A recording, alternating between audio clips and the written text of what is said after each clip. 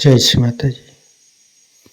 परम पूज्य श्री माता जी कृपा करके सारे विश्व की सभी संतों को परम चैतन्य प्रदान कीजिए।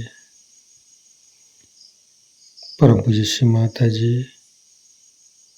आज सारे विश्व की सभी संत एकत्रित हुई है। कृपा करके सभी को ध्यान का सिद्धि प्रदान कीजिए।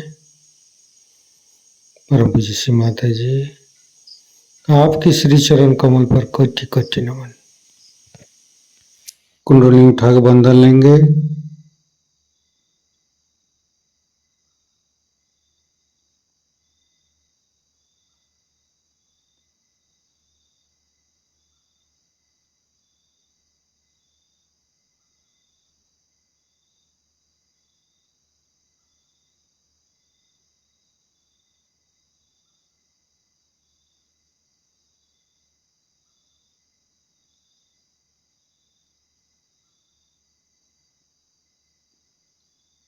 तीनों महामंत्र।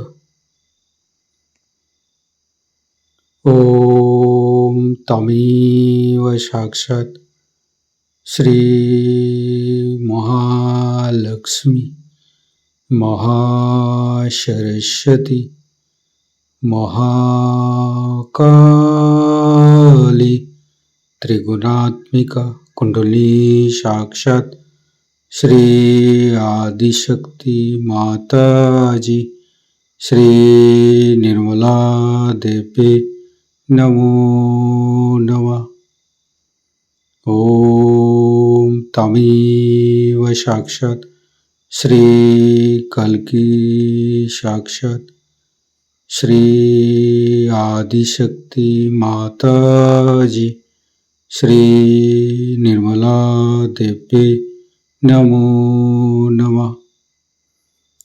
ओम तमेव साक्षात् श्री कल्की साक्षात् श्री सहस्रार स्वामिनी मोक्ष प्रदायिनी माता जी श्री निर्मला देवी नमो नमः। गणेश मंत्र। ओम तमेव साक्षात् श्री गणेश साक्षात् श्री आदिशक्ति माता जी श्री निर्मला देवी नमो नमः। दोनों हाथ खोल के श्री माता जी के सामने बैठेंगे। माँ के बिंदी को देखते रहेंगे। मन में ध्यान का स्थिति लेके आएंगे। मन में अच्छे अच्छे भाव अच्छे अच्छे चिंता लेके आएंगे।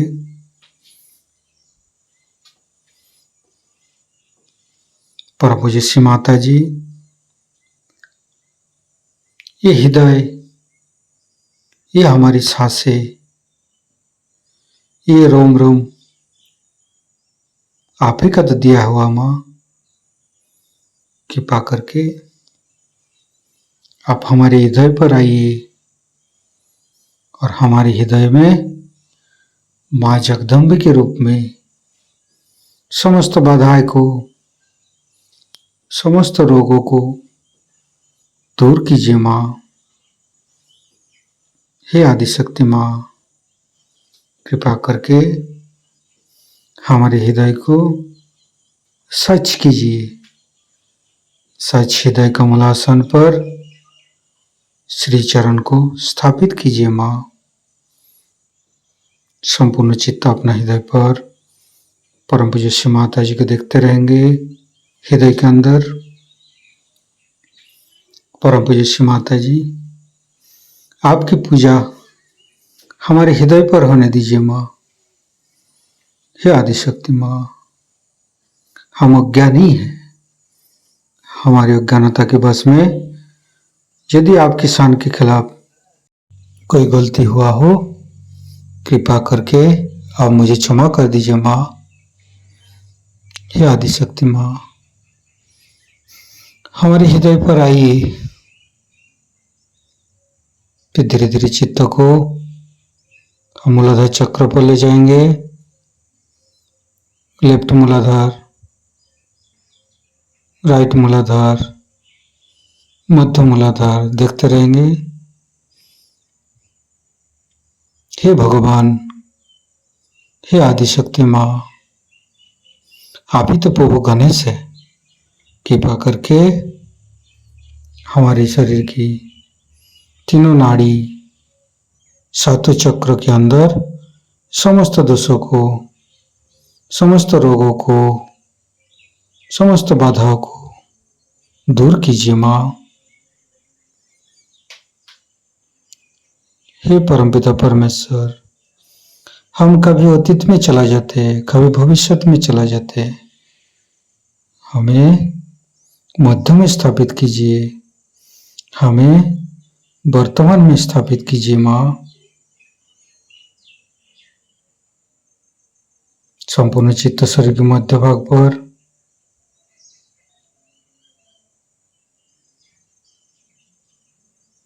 फिर धीरे धीरे चित्त को तीनों स्वादिष्ठान को देखेंगे।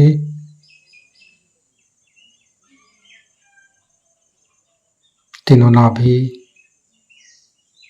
लेफ्ट, राइट, मध्य। श्री माता जी, आप ही तो संतोष प्रदान करते हैं।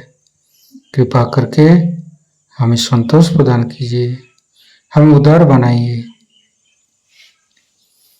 फिर धीरे धीरे चित्त को लेफ्ट हृदय, आदिशक्ति माँ, आपकी परम कृपा में हम शुद्ध आत्मा है।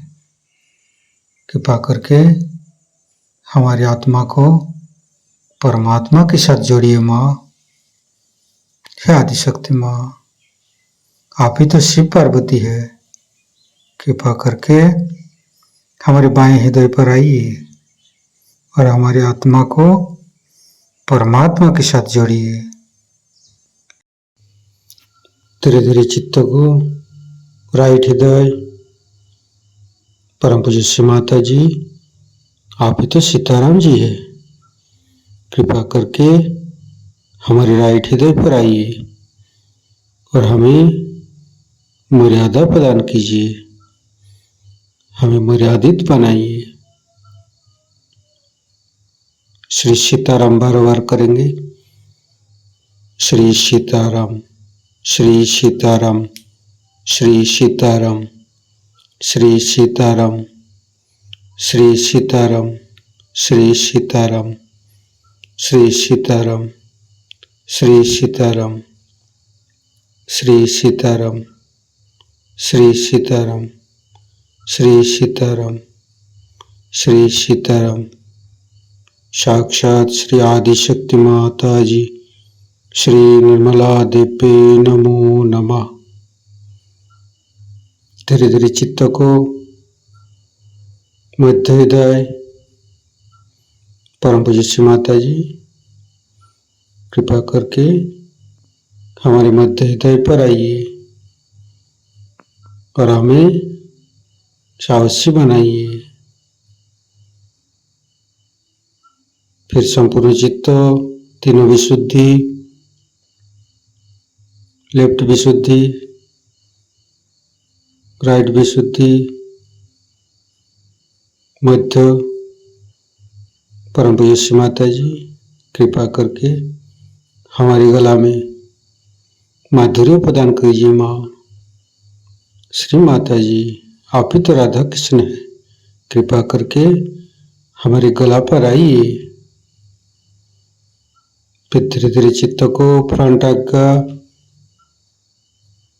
परम पूज्य श्री माता जी, हमें क्षमाशील प्रदान कीजिए। जीसस मेरी माता मंत्र लेंगे। ओम तमेव साक्षात श्री जीसस मेरी माता साक्षात श्री आदिशक्ति माता जी, श्री निर्मला देवी नमो नमः। फिर बैक आज्ञा, सहस्त्रार, परम पूज्य श्री माता जी, हमारे अंदर अहंकार पति अहंकार को दूर करके हमारे ब्रह्मरंध्र को खोल दीजिए। हमारे शास्त्रार पर आइए, संपूर्ण चित्त शास्त्रार पर रखेंगे। शास्त्रार के साथ लेफ्ट हृदय को जोड़ेंगे, फिर राइट हृदय के साथ शास्त्रार को जोड़ेंगे, फिर मध्य हृदय के साथ जोड़ेंगे,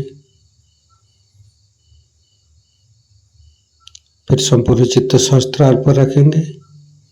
परम पूज्य श्री माता जी हमारे ऊपर ऐसी कृपा कीजिए ताकि आपकी अमृत वाणी को हम शास्त्रार से ग्रहण कर सकें।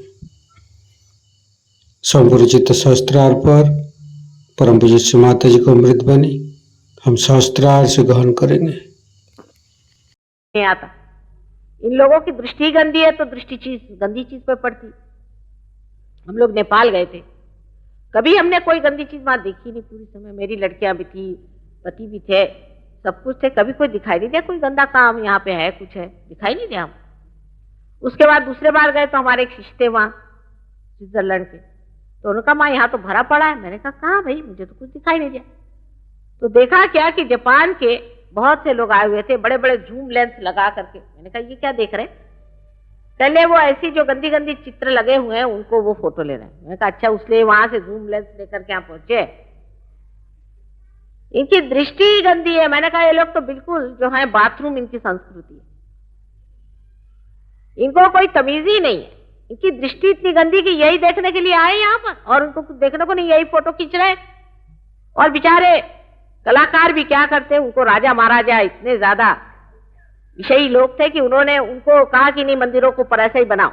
और उसका कारण नेपाल में तो यह दिया कि अगर ऐसे बनाओगे तो जो देवी है, जो कि विष्णु माया है, जो कि कामिनी स्वरूप है, जिसे कहिए कि बिजली स्वरूप है, वो इस पर नहीं गरजेगी। इसलिए तुम ऐसी बनाओ। वो वहां जाएगी ही नहीं, कोई भी देवी नहीं जाएगी, कोई भी देवता नहीं जाएंगे, वो प्राण प्रतिष्ठा ही नहीं हो सकती वहां। जाने का सवाल क्या? इसी तरह के सब मंदिरों में तमाशे बना के रखे हैं, यहां तक कि साक्षात जो पुरी में साक्षात उनके पास भी ऐसे ही गंदे सब लगा के रखे। वहां से भगवान उठने जाएंगे तो क्या इतनी गंदगी वहां करके रखी हुई है, ऐसे गंदे गंदे वहां पर चित्र बना के रखे हैं। क्या परमात्मा को सब गंदी बातें अच्छी लगती है? और क्योंकि हिंदू धर्म में कोई भी रुकावट नहीं किसी चीज की, चाहे जो कर लो, जैसा भी चाहे आप व्यवहार करो परमात्मा के साथ और उनके मूर्तियों के साथ, कोई कुछ कहने वाला नहीं। इसीलिए शायद बाद में सबने कहा बाबा मूर्ति पूजा मत करो। ये सारी मूर्तियां पृथ्वी के अंदर से स्वयंभू हैं और हैं साक्षात। लंदन में भी मैंने देखा कि इंग्लैंड की कुछ जगह में ऐसे पत्थर निकल आए हैं जिनसे वाइब्रेशंस आते हैं, जिससे चैतन्य लहरियां आती हैं। हर देश में है, लेकिन अपने देश में दृष्टा बहुत थे, जानकार बहुत थे। उन्होंने पहचाना और उसमें मंदिर खड़े किए और उसको माना, और ये स्वयंभू लिंग है या ये स्वयंभू गणेश हैं, ये सब उसको समझा। लेकिन बगैर पार हुए आप कैसे समझ सकेंगे कौन सा स्वयंभू है कौन सा नहीं? अपने हर मंदिर में प्राण प्रतिष्ठा होती। मतलब क्या है प्राण प्रतिष्ठा का मतलब? क्या माने उसमें चैतन्य की लहरियां उसमें से आनी चाहिए। हर मंदिर के मूर्ति को जागृत किया जाता है। वो सिर्फ कोई बिरला ही होता है, क्योंकि जिसके पास में इसका अधिकार होता है वही कर सकता है, और वो अधिकार उसी को होता है जो पार हो। जो पार नहीं है वो नहीं कर सकता उसे। इसीलिए उन्हीं को ब्राह्मण माना जाता था, इन्होंने ब्रह्म को जाना है। जिसने ब्रह्म को नहीं जाना है, ये ब्रह्म जो हाथ से बह रहा है यही ब्रह्म है। इस ब्रह्म को जानने वाला ही उसकी प्राण प्रतिष्ठा कर सकता है। इस प्रकार अपने देश में भी अत्यंत अंधता है। मैं तो सोचती थी कि मंदिरों में जाओ तो लोग भक्ति से भरे हुए, और भक्ति वाले लोग परमात्मा को जल्दी पाते हैं, क्योंकि वो अपनी बुद्धि को नहीं लगाते ज्यादा, जरूरत से ज्यादा। पर जो बड़े बुद्धिवादी होते हैं, बड़े क्लिष्ट होते हैं, बड़े क्लिष्ट लोग होते हैं, अपने ही इसमें उलझे रहते हैं। वो हर चीज का अर्थ लगाने पे बैठे रहते हैं और बाल की खाल उतारते रहते हैं। पर मैंने मंदिरों में भी देखा कि ऐसे लोग आके जम गए, वो भी बैठ करके वहां वाद विवाद कर रहे हैं और वो भी बैठ करके इस पे चर्चा करें। अरे इस पे चर्चा क्या करोगे? कोई चर्चा करने से अगर आप एक फूल में से फल निकाल सकते तो दिखा दो। जीवंत चीज की क्या चर्चा कर रहे हो?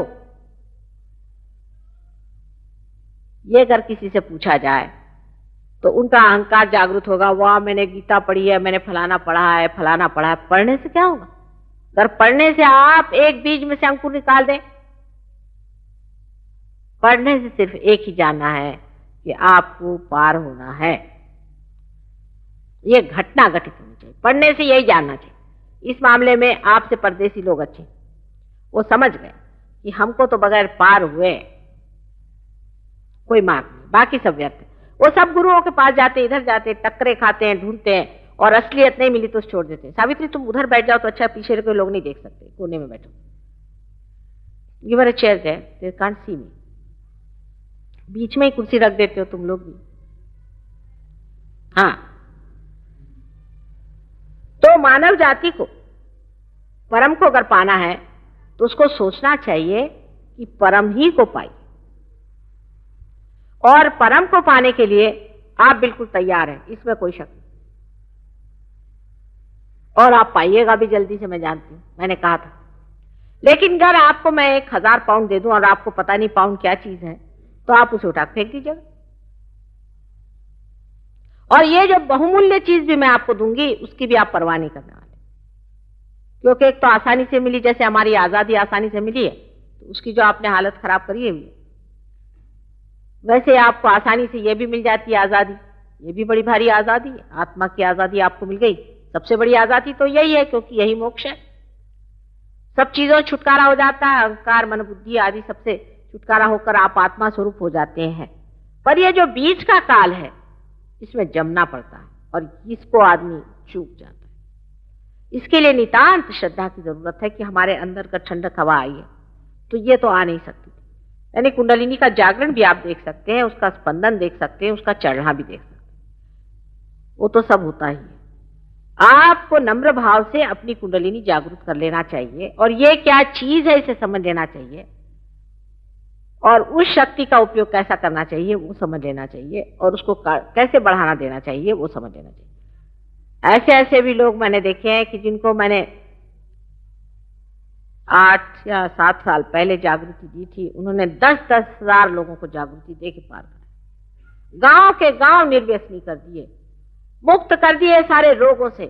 एक आध ऐसे भी लोग हमारे, उन्होंने 1 से 3 कर लिए, तीनों ने मिलकर के, ऐसे भी लोग मैंने देखे। पर इधर दिल्ली की तरफ नहीं है, वो महाराष्ट्र में है। दिल्ली की तरफ लोगों की दृष्टि जरा अभी कुछ, मेरे ख्याल से बार बार इस देश के आक्रमण होने की वजह से हो, चाहे जो हो, गहरी नहीं उतरते, और जब भी गहरे में उतरते हैं तो पढ़ लिख करके बेकार जाते हैं। भक्ति में उतरते हैं तो उसमें पगला जाते हैं। थोड़ी सी गहराई चाहिए, क्योंकि बहुत बड़ी चीज आप मांग रहे हैं, उसको संजोने के लिए आपके अंदर गहराई चाहिए। अगर आप इस गहराई से इसे ले तो थोड़ी देर में आपका जो पूर्व पुण्य का सुकृत है उसे आप छूटते हैं, पर उसमें समय लगता है। पहले आप जागरूक हो जाते हैं, समझ लीजिए कि ये मां की कृपा। अब आप भी अपने ऊपर कृपा कीजिए, मैं कहती हूं, थोड़ी अपने ऊपर कृपा करके अपनी बुद्धि और अपना पागलपन एक तरफ रख के इसमें गहराई में उतरिए। आप वाकई में पुण्यवान हैं, नहीं तो आप इस देश में पैदा ही नहीं होते। पहली आप चाहे कुछ भी कर रहे हैं, ये जान लीजिए कि आप भारतीय हैं तो बहुत पुण्यवान हैं और समझदार हैं। समझदारी में आपका कोई सानी नहीं, पर सब समझदारी अगर आप इसको अति समझदारी कहते हैं उस तरह से लगाएं तो आप अपने ही पीछे हाथ धोकर लग जाइए। एक बात जान लेना चाहिए कि मां को कुछ देने का नहीं है, मां कुछ लेने आई ही नहीं है, देने आई। पहला हिसाब ये, यहां कोई दुकान नहीं और इससे हमें कुछ पाने का नहीं, आप ही का लाभ करने। उस लाभ के बारे में भी बता देंगे, क्योंकि ऐसा होता है कि अगर कैस्ट्रॉल देना है तो ऊपर से चॉकलेट लगाना पड़ता है, नहीं तो बच्चे लेते नहीं। कुंडलिनी के जागरण से पहली तो बात यह होगी कि आपकी तंदुरुस्ती अच्छी हो जाती है। बहुत से लोगों का कैंसर कुंडलिनी के जागरण से हो गया। कैंसर इसी से होगा और किसी से होने नहीं वाला। बाकी सब आप ये जरूर है कि गला निकाल डालिए, नाक निकाल डालिए, कान निकाल डालिए और कहिए कि कैंसर ठीक हो रहा है, तो दूसरी बात। लेकिन कैंसर सिर्फ सहयोग से ठीक होने वाला, कुंडलिनी के जागरण से होगा कि भाई ये बटन दबाओ, रोशनी हो जाएगी। अब अगर मैं तुम्हें बताने लगूं कि इसकी हिस्ट्री क्या है और ये कैसी आए और क्या बिजली आई, आपके सर दर्द हो जाएगा, खासकर आप अगर भक्ति मार्ग में। पर आप अगर सर तोड़ने के लिए तैयार हो तो वो भी मैं कर सकती हूँ। आपको अगर अपनी बुद्धि की चर्चा करनी है तो वो भी हो जाए, वो भी मैं सब जानती हूँ, लेकिन उससे आप परमात्मा नहीं पाएंगे। मुझे पूछना यह है कि आपने बहुत पढ़ लिया और बहुत वाद विवाद कर लिया, अब पाना है या नहीं पाना? हो गया बहुत, आपकी अकल चल पड़ी, जहां तक चली समझ गए। अब अपना स्वार्थ सोचो, माने स्व का अर्थ सोचो, इसके पीछे जाना है या नहीं, पहले इसको तय कर ले। सारे जो बड़े बड़े विद्वान और पंडित है, नहीं तो उनके भी उतार सकते हैं हम पीपर पर के, लेकिन इन लोगों के लिए मुझे टाइम नहीं। जिनको चाहिए वो नम्रता पूर्वक और व्रत के साथ अपनी शक्ति को प्राप्त करें। और इसका जो कुछ गोपनीय से गोपनीय आज तक है, सब बात तो बताई नहीं गई थी ना, वो पूरा की पूरा आपको बताया जाएगा। पहले पार हो जाइए। पार होने से पहले बताना तो वही हुआ कि आपके आंख नहीं, और आपको मैं बता रहे लाल रंग कौन सा और हरा रंग कौन सा। पहले आंख आप ले लीजिए, आप देखने लगिए, तब मैं आपको सब बता दूंगी कि ये कौन सा रंग है, ये कौन सा रंग है। श्रद्धा पूर्वक इसे पाए। श्रद्धा का अंधश्रद्धा से मतलब नहीं है, पर आप मुझसे बहुत बड़ी चीज मांगने आए, और अगर आप मेरे विरोध में ही बैठे हुए हैं तो आपको पता होना चाहिए कि देवता भी तो सोचते हैं इस बात को, उनको सब कुछ आपके बारे में मालूम है, वो आप पार नहीं हो सकते। अब भाषण देने वक्त भी मैं बड़ा चक्कर चलाती हूँ, याद रखिए, क्योंकि महामाया हूं ना। ऐसे ऐसे कुछ बातें कह देती हूँ कि जिसको अटकना अटक जाते, इसलिए आप लोग मेरे चक्कर में मत आना, पार हो। ये सब चक्करबाजियां, क्योंकि जिन्होंने बहुत पढ़ा लिखा है, बड़े अहंकारी है, उनको मैं अटका देती हूँ थोड़ी देर के लिए, लटक जाते। फिर जब उनका अहंकार थोड़ा सा कम हो जाता है फिर ठिकाने आते हैं। इसलिए आप कृपया अपने अहंकार से कहना कि जनाब बहुत हो गया आपका, अब आप जरा ठंडे रहिए, हमें पाने दीजिए। और पाना ही अपना परम है, वही कर्तव्य है, वही ध्येय है, वही ध्यान का है, वही सब कुछ है, वही लक्ष्य है। जब तक आप पाइएगा नहीं, आपके जीवन का कोई अर्थ नहीं। आज आखिरी दिन है तो आपको कोई सवाल पूछना तो पूछे, पर मैं बहुत चालाक हूं, बहुत होशियार हूं, इसलिए समझ।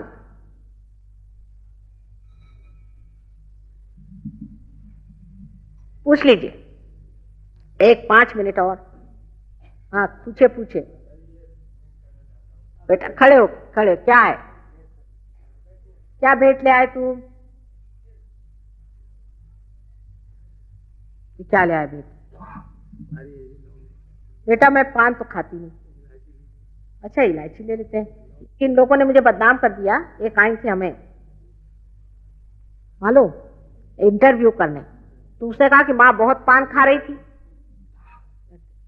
तो हमने कहा भाई इस जन्म में तो नहीं खाते, हाँ खाते थे, लेकिन तुमने पता नहीं मेरा कौन सा जन्म देखा। उन्होंने लिखा कि माँ पान बहुत खा रहे थे, और हम तो कभी पान छूते नहीं, इस जन्म में नहीं छुआ, हाँ पिछले जन्म में, उससे पिछले में खाते थे। तो मैंने कहा भाई तुमने कौन सा जन्म देखा जो छाप दिया तुमने कि माँ पान खा रही थी? तो खाते तो है नहीं हम पान बिल्कुल भी। ये चक्करबाजियां, इससे संभल के रहना।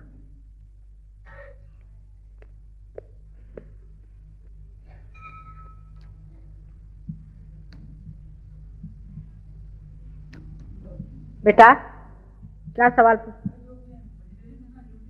क्या बेटा? ना ना ना ना ना ना ना, ये सब कुछ सिर्फ शराब नहीं पी सकते आप बाद में। अभी मैं कुछ नहीं कहूंगी, पर मैं अभी कहूंगी तो आधे लोग भाग जाएंगे। कुछ नहीं, आप लोग पहले पार हो लो, फिर सब बात कहूंगी। घर मैं तुमसे अभी कहूं कि शराब नहीं पीने का तो आधे लोग भाग जाएंगे, सिगरेट नहीं पीने का तो शायद पूरे लोग भाग जाए, औरतों से कहे कि उपास नहीं करने का तो सबकी सब उठ के चली जाएंगे। इसलिए मैं नहीं कुछ कहने वाली, मैं बहुत समझ गई हूं। लेकिन वेजिटेरियन वगैरह का झगड़ा नहीं है सहयोग में। मतलब यह है कि खाने का चक्कर कम करना। अपने देश में तो सुबह से शाम तक सिवाय खाना पीना और कुछ नहीं। हम लोग सोचते हैं कि खाने पीने से भगवान मिलते हैं। हम लोगों को जितने खाने पीने की समझ है सारे संसार में, आपको आश्चर्य होगा। हम जापान गए, अब जापान के लोग 20 हैं वैसे बेचारे, तो वहां बड़ा आश्चर्य हुआ। एक लड़का एक झरने के किनारे बैठा और टुक टुक करके खा रहा था। मैंने कहा ये क्या खा रहा है? नहीं चल ले, वो वहां पे छोटी छोटी वो मिलती है मछलियां, उनको पकड़ लेता है, तोड़ के खा जाता। अरे मैंने कहा क्या कच्ची हाँ कर ले, छोटी में खाने में क्या, हम लोग तो सभी खाते हैं। मैंने कहा इन लोगों को बेचारों का पानी से निकाला, वही लिया और खा गए, कोई प्रश्न ही नहीं। और हमारे यहाँ नखरे की तो कोई कमी नहीं, खाना ही पहली चीज। पहले ये कि आज क्या खाना बनेगा, हिंदुस्तानी का दिमाग समझ लेना चाहिए। फिर वो औरतों ने चक्कर चलाया कि भाई आज आपके लिए मैं ये बना रही हूं। अब पंजाबी होगी तो कहेगी आज सरसों का साग। कोई ना कोई औरतें बड़ी होशियार हैं यहाँ, वो आदमियों को इसी चक्कर में रखती हैं। इन लोग को खाना नहीं बनाना आता, इसलिए औरतों को छोड़ भी नहीं सकते चाहे वो मार पीट दे। अब उन्होंने चक्कर चलाया कि मैं ये खाना बना रही। अच्छा यूपी वाले होंगे तो मेथी आलू बनेंगे, बड़े छोटे छोटे आलू मिल गए, मैं ले आई हूं आपको खिला दूं। हो गया। वो जो दफ्तर में 6 बजे निकला था 5 बजे घर पे आ जाए। सारा दिन हम लोग का इसी में चलता है कि आज क्या खाया और कल क्या खाया और उसका क्या होने का है उस खाने का। सारा दिन ही। अब उपवास है, सारे घर में आफत मची। क्या दादी माँ आज उपवास कर रही, बाहर तूफान मचा। उस दिन हनुमान जी चढ़ जाते हैं, उनके पास कोई जा नहीं सकता, किसी को फेंक मारेंगी, कुछ करेंगी। आज वो उपवास कर रही, क्या उपवास करे माने क्या एकदम वो देवता होगा? उपवास करने की बीमारी तो ऐसी अपने देश में पड़ गई है। लेकिन उपवास कुछ नहीं होता, सारा समय विचार यही कि मैं क्या खाऊंगा। उपवास में पूरा विचार बना रहेगा कि मैं क्या खाऊंगा, और कोई विचार नहीं रहता है। उपवास तो नाम का होता है, बहाना ये कि आज कुछ अच्छी चीज मिल रही कि नहीं, सिंगाड़े का आटा मिल रहा है कि नहीं, कल उपवास है देखो पता करो। अब सबको आफत मची हुई कि सिंगाड़े का आटा मिलना चाहिए। अरे भाई ये इसलिए बनाया था कि एक तरह का खाना खाने से संतुलन नहीं आता है, इसलिए संतुलित खाना होना चाहिए। अब रहे वेजिटेरियनिज्म की, वो भी हद कर दी। माने अपने देश में, इस भारतवर्ष में ज्यादा फल और वेजिटेबल्स होते हैं, सब्जियां होती हैं, तो हम लोग सब्जी और फल ज्यादा खाएं। और गर्म देश है, बाकी चीजों से गर्मी ज्यादा होती है, इसलिए ज्यादा ये खाएं, ये बात कही। लेकिन वेजिटेरियन लोगों में बहुत से लोग ऐसे भी होते हैं जो लहसुन भी नहीं खाते, प्याज भी नहीं खाते। अब उनको लहसुन अगर आप दिखा दीजिए तो भाग खड़े हो जाएंगे। अगर आपको डराना हो किसी को तो आप लहसुन दिखा दीजिए, लहसुन से डरते हैं। अब एक जर्मन डॉक्टर ने बताया है कि लहसुन और प्याज अगर नहीं खाओ तो हार्ट अटैक आता है। हार्ट की ये जो आर्टरीज है ये हार्डन हो जाती है, जस्ट लाइक अल्कोहलिज्म। मतलब अगर अल्कोहल खा लीजिए यानी शराब पी लीजिए तो जैसा आर्टरी का हाल होता है वही लहसुन प्याज नहीं खाने वालों का होता है। अब अपने यहाँ ऐसे बहुत से लोग हैं जो बिल्कुल पक्के वेजिटेरियन हैं। अभी हमारे यहाँ आती है ना कुछ कुछ, तो उनका वर्णन सुन लीजिए आप। मेरा ये हाल है कि मजाल नहीं कोई मुझे दूध दे दे और उसमें छाली हो। मैंने कहा अच्छा मजाल नहीं, क्या कर लीजिएगा आप? साहब मैं पीऊंगी नहीं। ने आप हैं कौन? मजाल नहीं कि कोई मुझे लहसुन छुआ दे, बस सारी विरस्ती जो खाने पीने पर। और गल कल आकर के कोई खड़ा हो गया तो थर थर थर थर कांपना शुरू हो जाएगा।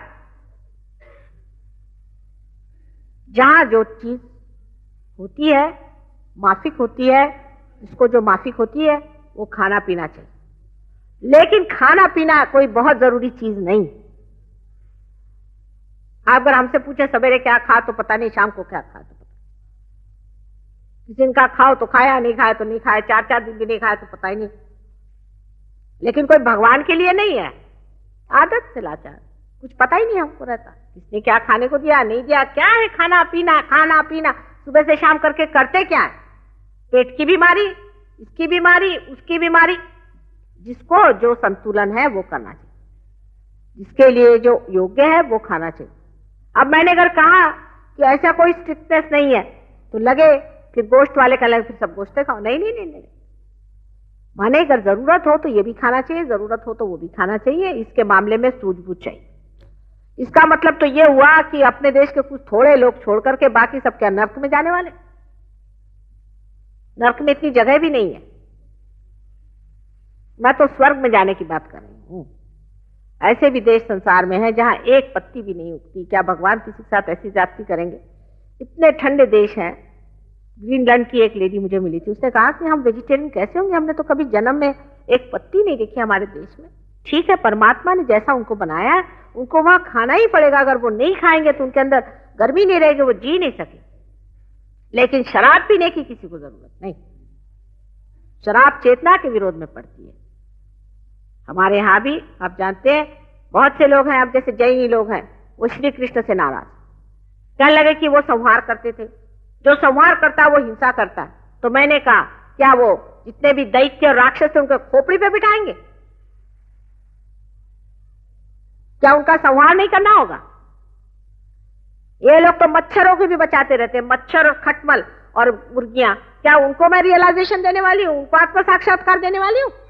एक सोचिए बात, बेकार की चीज में इस तरह से पड़े रहते हैं। हमारे यहां के जो बड़े बड़े धनी लोग हैं, इनको कि आप कहिए मारवाड़ी लोग, उनके विरोध में मैं नहीं, लेकिन उनमें दया माया मैंने देखी नहीं। बिल्कुल नहीं दया होती, बिल्कुल दया नहीं होती। दया का बिल्कुल अंश भी नहीं रहता। बहुत लोगों को जिनके पास इतना पैसा हो जाता है, वो ये तो जरूर है कि वो बिल्कुल खाते नहीं, लेकिन इंसान को खाते हैं। कुर्ती लाएंगे, गरीबों को मारेंगे, ये करेंगे, बिल्कुल दया नहीं। और फिर दान धर्म करेंगे, अनाथालय खोलेंगे, नहीं तो मंदिर खोलेंगे। दया उनके अंदर नहीं। तो ये भी एक दिमागी जमा खर्च है। हमारे यहाँ वेदों में भी लिखा हुआ है, और इसीलिए उसका ही रूप करने के लिए ही उन्होंने उड़द की दाल को कहा कि आपसे नहीं अगर होता खाना। वेद को अगर आप पढ़ें तो उसमें साफ साफ लिखा हुआ है कि गोश्त खाना कहीं निषिद्ध कहीं है नहीं। पता नहीं कहां से लोगों ने समझा, लेकिन बाद में ये जरूर कहा गया कि आप उड़द की दाल खाइए, क्योंकि उड़द में प्रोटीन होता है। प्रोटीन तो जाना ही चाहिए हमारे शरीर में, लेकिन इसका यह मतलब नहीं कि आप दूसरी ही चीज खाते रहिए। खाना महत्वपूर्ण चीज नहीं है। समझना यह है कि किसी के खाने पीने से आप आदमी कोई खराब अच्छा नहीं होता है खास। लेकिन जो आदमी चाहे वेजिटेरियन हो चाहे नॉन वेजिटेरियन, उसको अगर खाने में चित्त है और हर बार उसकी जीभ उसके स्वाद ही के पीछे में लगी है, उसमें अस्वाद नहीं है, तो वो ठीक है। अपना जो चित्त है उसको बचा लेना चाहिए। जैसे कि मैं कहानी एक बताती हूं और आपसे फिर से बताऊंगी, राजा जनक की। कि राजा जनक से नारद ने पूछा कि तुम्हें विदेही क्यों कहते हैं? तुम तो राजा हो और सब खाते पीते हो, मतलब शराब तो पीते नहीं थे वो, लेकिन उनके यहाँ नृत्य वगैरह सब होता था और प्रोसेशन में भी जाते हो, सब कुछ करते हो, और जैसे राजा रहते हैं वैसे अलंकार आदि सब पहनते हो, तो तुम्हें विदेही लोग क्यों कहते हैं? तो उन्होंने कहा अच्छा मैं शाम को तुमको बताऊंगा, दिन में तो तुम मेरे साथ रहना। एक कटोरा उनको पकड़वा दिया और उसमें दूध भर दिया। कल इस दूध में से एक बूंद भी नहीं छलकना चाहिए, उसको आप देखते रहिए। उसके बाद पूरे दिन भर वो उनके साथ घूमते रहे, परेशान, वो कटोरा ले लेके। जब वो पहुंचे तो उन्होंने कहा बताइए साहब, अब तो शाम बीत गई, मैं तो तंग आ गया, मुझे बताइए। तब उन्होंने पूछा ये बताइए नारद जी कि आपने क्या देखा दिन? कल मैं क्या देखता था, मैं तो यही देखता रहा कि एक बूंद न गिर जाए दूध। मैं तो कुछ नहीं देखता। वही बात, चित्त जब अंदर हो जाता है तो मनुष्य किसी चीज को नहीं देखता, चित्त निर्लेप हो जाता है। जब आप जागरूक हो जाते हैं, चित्त निर्लेप, किसी चीज से चिपकता नहीं कि यही होना चाहिए या यही करना चाहिए, इसका कोई पाबंदी नहीं होती। लेकिन मनुष्य धार्मिक हो जाता है, माने धर्म उसके अंदर जागरूक हो जाता है, माने उसको दिमाग में विचार ही नहीं आता है कि कोई चोरी करे, विचार ही नहीं आता, करे कैसे चोरी। इसे कहते हैं कि प्रलोभन, टेम्पटेशन, वो टेम्पटेशन ही नहीं आता है तो कैसे किया जाए ये बताइए। जब टेम्पटेशन ही नहीं किसी आदमी को तो वो कैसे करे? ऐसा हाल होता है, पता नहीं चलता कैसे करें। कोई कहे चोरी करो तो भाई करे कैसे?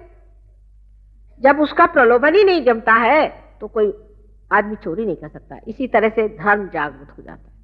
तो खाने पीने के चक्कर से आप बचिए, जो खाना खाइए, आप जो खा रहे हैं वही ठीक है, पर ज्यादा मत खाइए, जरूरत से ज्यादा, और कम भी नहीं खाइए, जरूरत से कम भी नहीं खाइए। अगर आपको उपास करना है तो कभी उपास भी कर ले, लंघन भी कर ले, पर भगवान के नाम पे मत करिए। सहयोग में जो कुछ भी हम कह रहे हैं वो इतना सच्चा है कि अगर आप इससे अतिक्रमण करते हैं तो आपके वाइब्रेशंस चले जाएंगे। हमने कोई भी बात आपसे झूठ नहीं कही, कोई भी बात गलत नहीं करी। इसलिए आप अगर समझे कि ये बात उचित है और इस तरह से करना चाहिए तो आप उसको करके देखिए और छोड़ के भी देखिए। जैसे हमने किसी से कहा नहीं कि आप शराब मत पीजिए, अभी तक तो कहा नहीं है, लेकिन इसके बाद लोग पीते ही नहीं, मजा आने लगता है, अपना आप भूल ही जाते शराब पीना। एक साहब ऐसे डॉक्टर साहब थे लंदन में, उनकी ऐसी शराब छूट गई तो उसके बाद वो गए हमें जर्मनी। उन्होंने सोचा कि चलो भाई, यहाँ की एक मुझे बहुत पसंद है, वो पी ले, कोई हर्ज नहीं, माने तो कुछ मना नहीं किया था, छूट तो गया अपने आप। देखे जो वो पीने गए तो उनको ऐसी बदबू आई उसके अंदर से, कहने लगे कि जैसे कॉर्क होता है ना, बुछ होता है, वैसी बदबू आने लगी।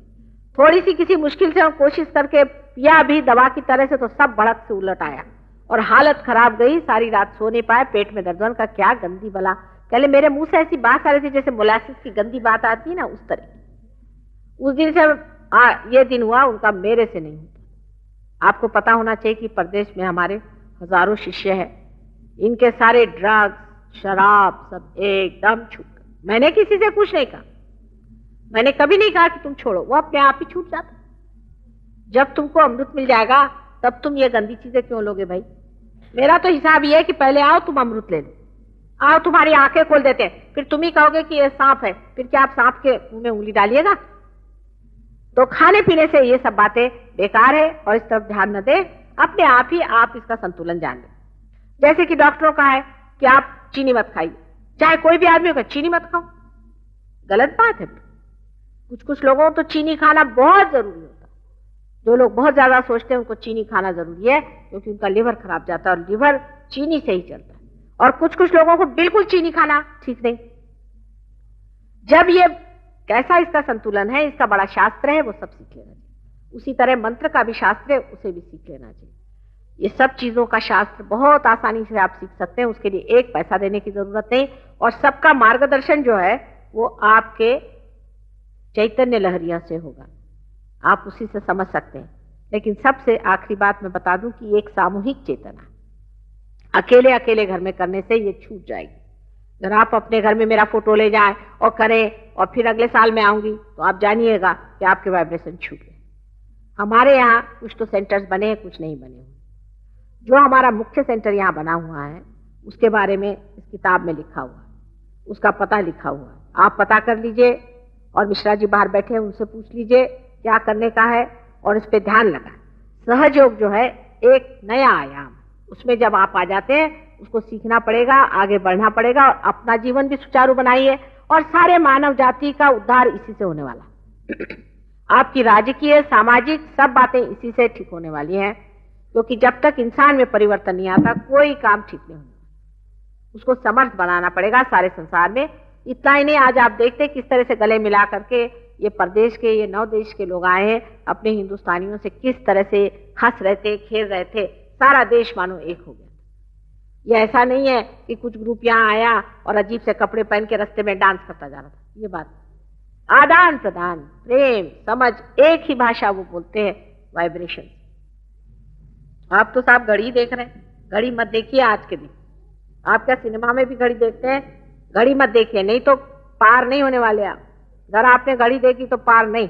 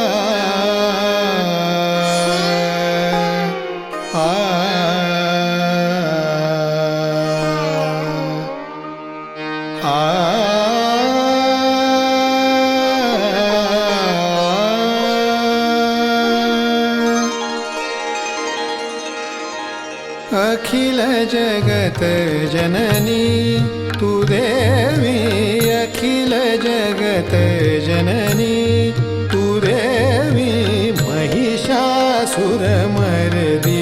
भवतारिणी, महिषासुरमर्दिनी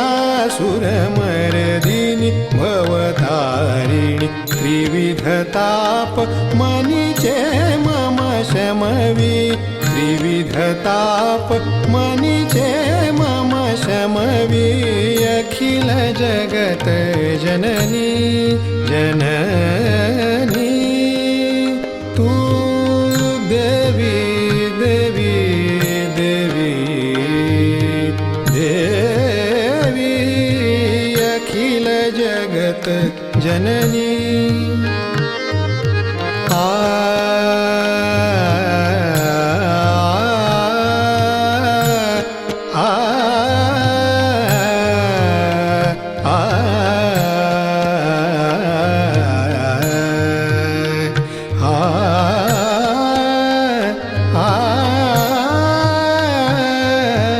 अखिल जगत जननी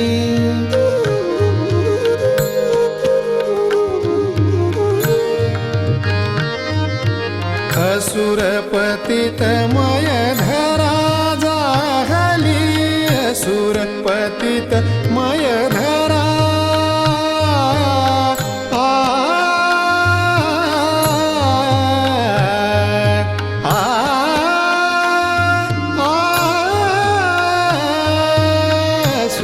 पतित मय धरा जाहली,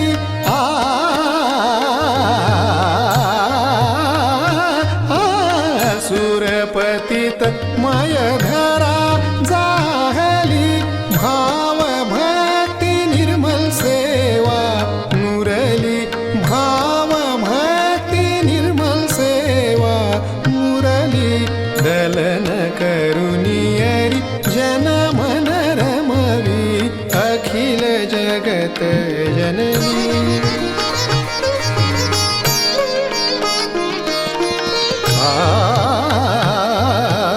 अखिल जगत अखिल जगत जननी,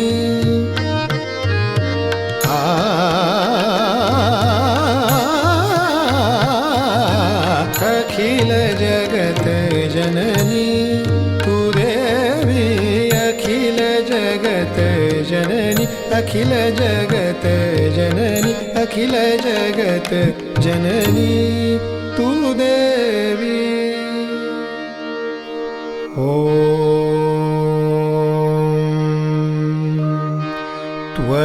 त्वमेव साक्षात् श्रीजगदम्बा साक्षात्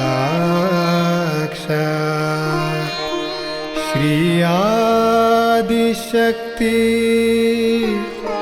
माताजी,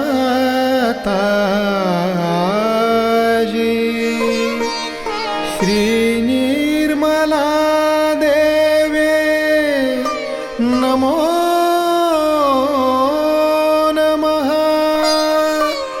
नमो नमः, नमो नमः।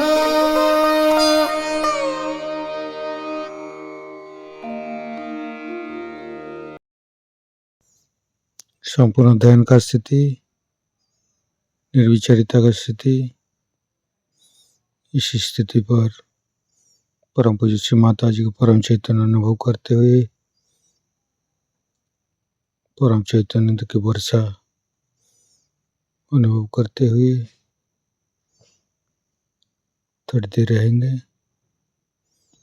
प्रे करेंगे परम पूज्य श्री माता जी, आज का एवं अमृत ध्यान पर आपने जो हमको परम चैतन्य अनुभव कराया, इसके लिए मैं आपको कोटि कोटि नमन। कुंडली उठा के बंधन लेंगे।